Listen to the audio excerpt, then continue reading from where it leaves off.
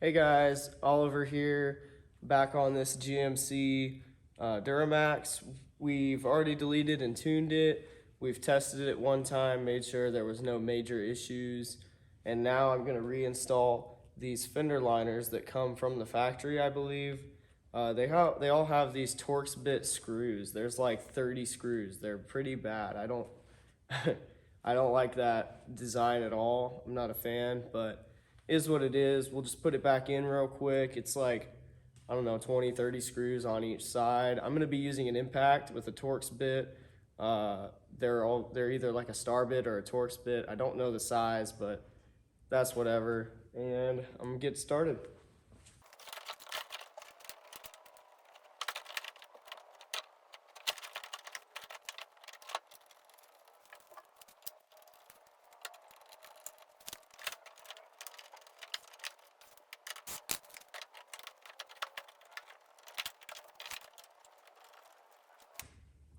All right, so you guys want to make sure that you don't impact them all the way in on the first couple few, because you don't really want to have it caulked in a certain direction and then you can't get your last few in because the hole is just like this much off.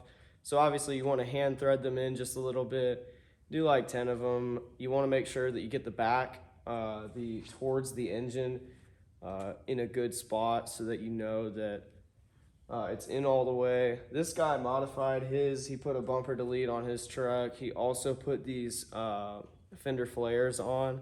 So he had to cut his. So there's a lot of holes missing. Like he cut off a few mounting points.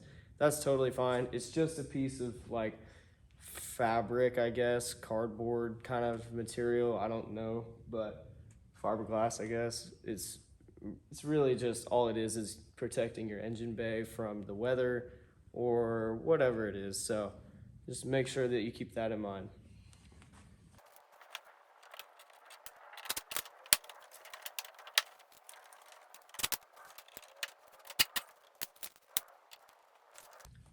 So here I am using this Torx bit on a very stubby screwdriver. It's not magnetic, so it just kind of slips in there. So you got to make sure not to let that fall out.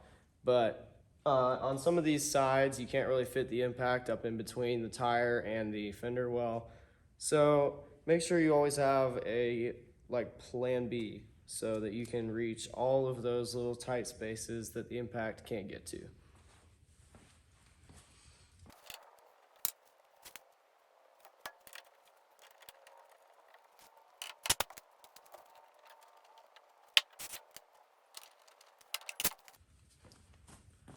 All right, so that's all the screws that I have the intent of putting in. So now I'm gonna impact them all in. You don't have to go crazy with these. They strip out real easy. Don't worry, it's not that big of a deal. If you do strip one out, just get rid of it. They honestly don't need as many screws as they have. So I'm just gonna do like maybe 2 clicks on the impact, just did it. And then that's all you need to get it tight. Here we go.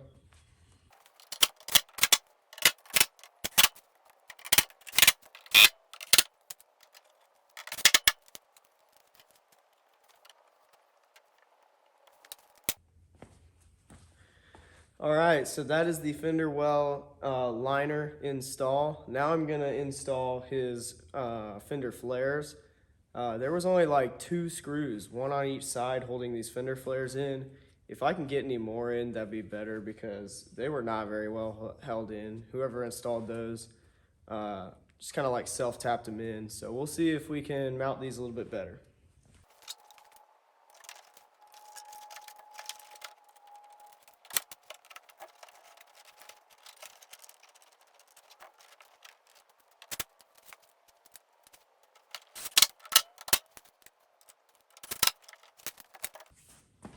All right, so that is one whole side complete.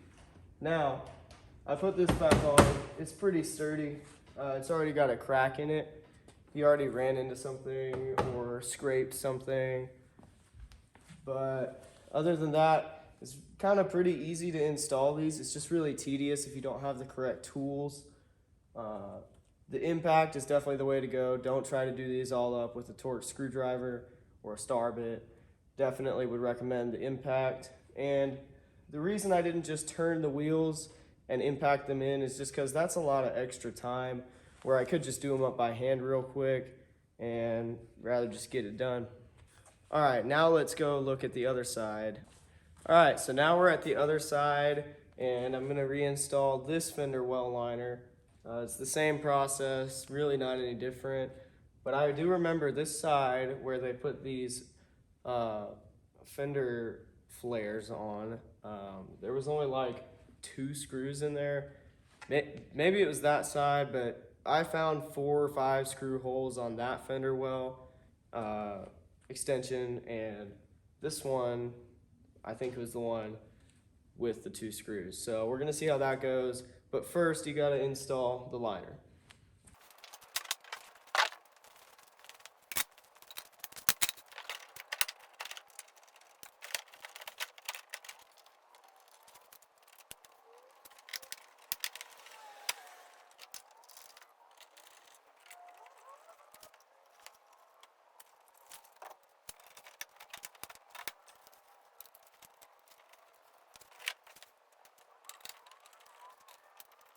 Now that I've got them all hand threaded on there, I'm gonna go back over them with the impact and tighten them all down.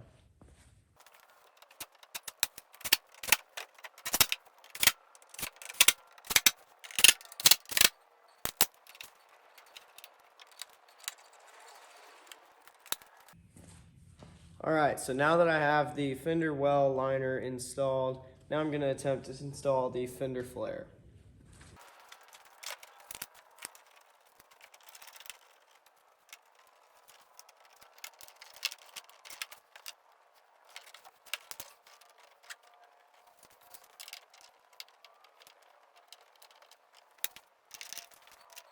All right, guys, so this guy used some self-tappers or some aftermarket screws, and these ones were 7mm.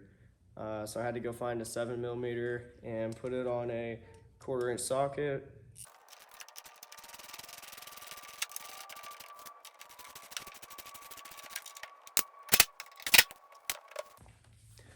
All right, so now this fender is as solid as it's gonna be. I only had 4 out of like the 6 screws that it should take, but it's on there all right. It'll stay. It's the way it came in. He's been driving around like this for a long time. I really don't think they need more than that. You're not gonna experience any knocking or just slapping against the side of the truck while you're driving. So he should be fine. And that's it. That's how you install your fender liners in your 2018 GMC Duramax. All right, guys, and please like, follow, subscribe, whatever it is.